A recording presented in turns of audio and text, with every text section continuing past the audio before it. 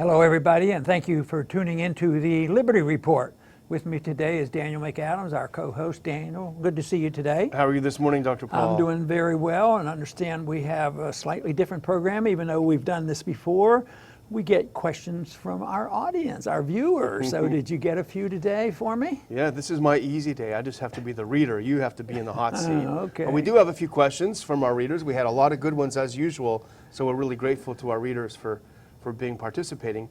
The first question, we'll go ahead and pull it right up. This is Takia Carlin, and she is asking, with the tariffs Trump has been imposing on China, and he's planning to do even more, how hard will this hit the American people?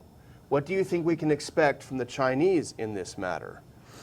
My suspicion is the Chinese aren't going to be too happy. And the imposing of tariffs makes no sense whatsoever. The practice makes no sense either, because why should a president have this much authority? You know, the Congress gives it to them, which they do incorrectly, because foreign trade and commerce is supposed to be controlled by the Congress. Nobody remembers that. But right now, everybody assumes the president, can do whatever he wants on trade. So he does tariffs, and we have to remember, a tariff is a tax. And the president keeps saying, boy, we're going to punish the Chinese and they're going to pay us. It's not the way it works, because you put a tariff on China, they don't send us a check because they sell us product. What they do is to have an import, the customers have to pay. So guess who pays? The people. So it's a tax on the American people when we buy stuff from China. And right now it does push prices up for other reasons too, and I think Walmart has already promised prices are going to go up because of this tariff war and this trade war. So it doesn't make any sense. And just recently, the Chinese accused the United States, the United States accused China of getting weapons from Russia. Oh my goodness, that's breaking the rules. He can't do that. So they're going to hear from us. So it's building up. I think the most impressive thing about the last month or two, or even longer, has been how little the tariff war has affected the economy, because the euphoria is still out there in the stock market. It's 100% different than what happened when they talked about tariffs during the Depression, although at that time the tariffs were heavier. But right now, they're a threat and they're a problem. And you're going to hear more and more. Some haven't actually been imposed. But, in the next few months, everybody's going to hear more about tariff. They're not good. But, there's a lot of talk about the economics of being for tariffs and against them and punishing people and raising revenues and all. But actually, I look at it as a freedom issue more than anything else, because that can solve the problem. You don't even get into all that debate. Because as far as I'm concerned, if you're an American citizen, any citizen of the world should have this right, that you have a right to work hard, earn your money, and keep your money and spend it any way you want. And if you want to buy tennis shoes from China, you ought to be allowed to. You shouldn't be asking somebody's permission or be taxed with a tariff on there. So it should be your right to spend money. And that certainly would simplify things. But right now, I don't think there's any benefit from this. And the argument over tariffs has been going on for a long time. Prior to this recent debate going on with tariffs, it was generally ignored, although there were a lot of penalties and charges and things like this. But most economists pretended, at least, to say, no tariffs, we don't believe in it, we believe in free trade.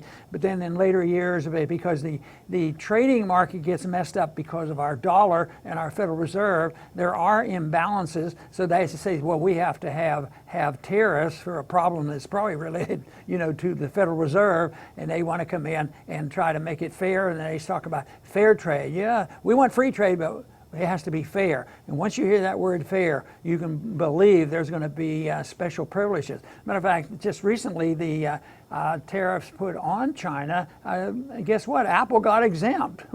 They must know the president. And that doesn't go over big. That isn't the way it should be. The Constitution does permit, tariffs. But I think if you had them and you made use of them, it should never be a protective tariff. It should be a tariff, maybe of 1% on all products and raising revenues or something. But I don't even like that. But I certainly don't like it when it's protective tariffs for certain industry and you're manipulating and maneuvering the economy. That's bad. So my position is that I don't believe in tariffs. I don't like tariffs. And these are not going to bid well for us. The American consumer ultimately will suffer from this tariff war. Mm. All right, let's move on to number 2 now. If you're getting warmed up, here we go. Here's a good one. This is from Ryan Welch. Dr. Paul, how would the return to sound money be achieved, and how long would it take? This is a good question because I think about it all the time. I've been working on it for a long time, and it's unknown because it has happened under other circumstances, and you can look to that for a hint. We got off some money with Lincoln in the Civil War from 1961 to 1978. There was no gold backing to our currency, and that meant the greenbackers came out and the price of gold went way up. But in 1875, they decided this isn't good, we don't like it, the economy isn't doing well, so we want to go back to sound money. So they had a Resumption Act, and it was going to be in a period of 3 years, a transition. And they would quit printing greenbacks, they would reduce the supply of greenbacks, and they would promise to balance the budget, and they would resume guaranteeing the dollar in gold by 1878. And it was a non-event. They thought it was going to be a huge event. How would they ever do it? But at that time, it was really old-fashioned times because they actually believed the government that they wouldn't, keep spending billions of dollars of deficits every year and sending it to a central bank and monetizing that. So the transition was rather simple. We don't have that today. First thing is most people don't believe what the government says. If they said, we're going to have a gold standard next week and we'll make it at $1,500 and we'll guarantee it. But nobody's going to believe it. And nobody's going to believe we're going to live within our means. So we're facing a different set of circumstances. Now, when it's happened in other countries and they went way off base and had to resume, the only way they restored, when you had runaway inflation and destroy a currency completely, you had to convince the people that you would have convertibility. We did that during the Revolutionary War. We destroyed the continental dollar, but finally they introduced through the Constitution that the dollar would be a weight of silver at that time, and the transition wasn't that difficult. The dollar, lasted for a long time, and the convertibility lasted impartially all the way up until 1971. But today, we face something we've never faced before. The world has never faced it. Individual countries have faced it where they destroy a currency, and we know what happens in Zimbabwe and Venezuela and Argentina and different countries. But this is huge. This is gigantic, and it's going to be very painful. If we started doing something right now, we might soften the blow, and that's why I always introduced a bill in Congress to have competing currency. Let the transition occur right now. The people who want to use either a cryptocurrency now is something big, or gold and silver. And then you'd be allowed to use it. It could be legal tender, repeal the legal tender laws, and get rid of the laws that tax money. If you're having money, you shouldn't have to be taxed to go go and convert Federal Reserve notes into a gold coin. But they charge you a sales tax, and then they charge you a capital gains tax if the value of the gold goes up. So you'd have to do some things like that. I think that would be better because it's going to be hectic. And the other thing is something I work for, is bring sanity to government. Why don't we just work in the direction of working toward the conditions that existed after the Civil War, where governments lived within their means. So it's a mess, but the best we can do right now is allow people to protect themselves. have a transition, have competing currencies, and then try to convince the American people before a total collapse that we could do this wisely. Unfortunately, I don't even believe that's going to happen. I think we're going to have a serious monetary crisis, and then it's going to be a contest between the people who want total authoritarianism or they want to go toward free market economics and sound money. That, of course, is what I keep working for. Dr. Paul, for question number 3, we got a double header for you. I'm afraid you're going to have to do double duty. We took 2 questions that are related and we combined them. So if we can go ahead and cue up the first one here. This is from Outer Limits Radio. With the latest military spending bill passing with overwhelming Democratic support, capital D Democratic support, it now seems that both parties have been co-opted by the neocons. Aside from an economic collapse or mass civil disobedience, do you see the current future of liberty as bleak? And now the second related one, are you more optimistic, this is Plague of Nations, are you more optimistic under this presidency than you were under Clinton, Bush, and Obama when it comes to the economy? If so, what do you believe to be the biggest mistake as far as domestic policy? That's very good. You know, and I like that first half of that question because it dealt with the whole idea of bipartisanship, pointing out this horrendous military bill. I don't call it a defense bill. It has nothing to do with national defense. It has to do with subsidizing the military-industrial complex. And I think the questioner asked about are the Republicans and Democrats, the bipartisan group there, supporting both. And it's true. It's the deep state that's in control, even though there's a lot of fussing and fuming, especially on foreign policy. The Democrats are every bit as militant as the Republicans. So how do we solve this? Is it we have to wait for a crisis for it to end? No, we shouldn't have to wait for it, but we have to change people's minds. And that's the reason that we spend a lot of time here, Daniel and I do, to try to convince people about the foreign policy, because that's been wasteful, and the politics of it is just horrible, because both sides support it and they distract with all kinds of or bipartisan fighting. The fighting between parties goes on, pretending and ignore the other things that are important. But no, I think unfortunately I want to continue to do my part in trying to convince people that we can change policy and just follow the Constitution, bring our troops home.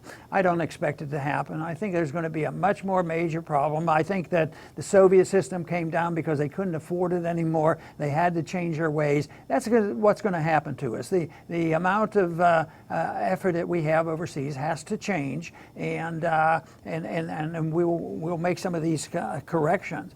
But I think the other question was about the presidency. Are you more optimistic now than on the previous presidents? Yeah. And what's the worst thing he's done so far? Well, no, I'm not more optimistic. I think a lot of people in the country are, and superficially they have reason to be, because it looks like the economy is doing better. But that's sort of like saying Daniel and I are doing much better because we were just granted a loan for $20 million and we're flying high and we're feeling good. But, you know, it doesn't last forever. You know, at the end of the week, we'll have lost our 20 million. No, it can't be built on borrowed money and all this thing. So, and that's what's happening. The benefits come from the inflation and debt that exists. The debt is going up so much faster than economic growth. So it can't last. So I'm not optimistic. I think this president economics policy are a little bit better, and this also helped, and he deserves credit for this. He did lower taxes, and he also lessened regulations,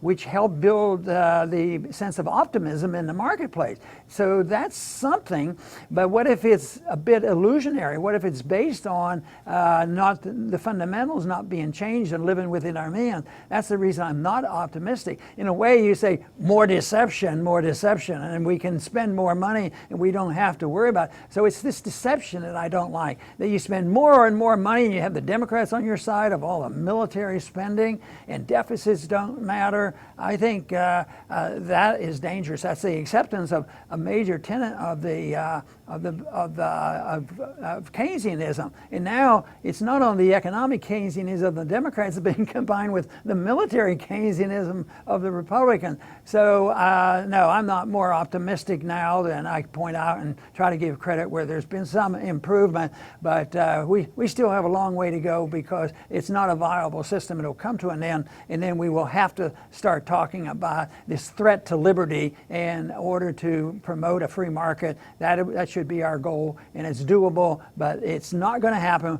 without a lot of more people understanding what freedom is all about and what the marketplace is all about, and a lot more optimism about what we can do with freedom and a lot less government. That's a good doubleheader. We always like to end Dr. Paul with something maybe a little lighthearted, a little bit less heavy lifting. And our final question here is something I'm interested in hearing what you have to answer. This is from David, and he says, who do you think are the best and worst presidents in U.S. history? He says, my least favorite is Woodrow Wilson, and I suspect you may agree. Well, I'm close to it. He's on my list of bad presidents, that's for sure.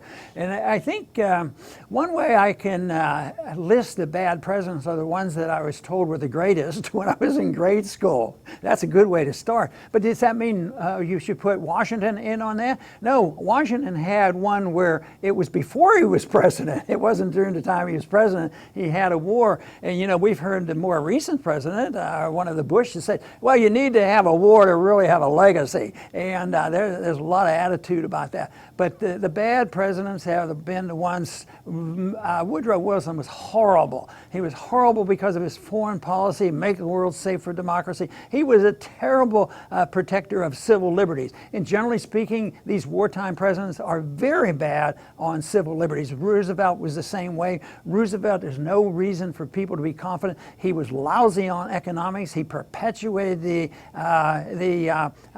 depression and institutionalized welfareism. And another thing, I do believe, it took me a long time to come to this conviction, I do believe that Roosevelt maneuvered us into war. And he needed a Pearl Harbor, just like the neocons in recent days talked about, well, we need a Pearl Harbor event like 9/11 to really go after what we want. And the neocons came alive in 9/11, and just look at what's happened to our civil liberties, and look at what happened to the tragedies of the last 17 years, the wars that we've been involved. So no, there's not many I can find that who is the worst. All wartime, I'd like to summarize it and say all wartime presidents, generally speaking, for us have not been very beneficial to it, not very helpful.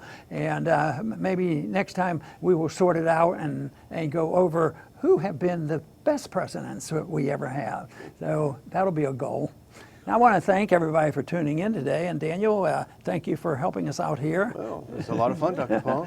And I wanted to let the viewers know how much we appreciate you tuning in. And please come back soon to the Liberty Report.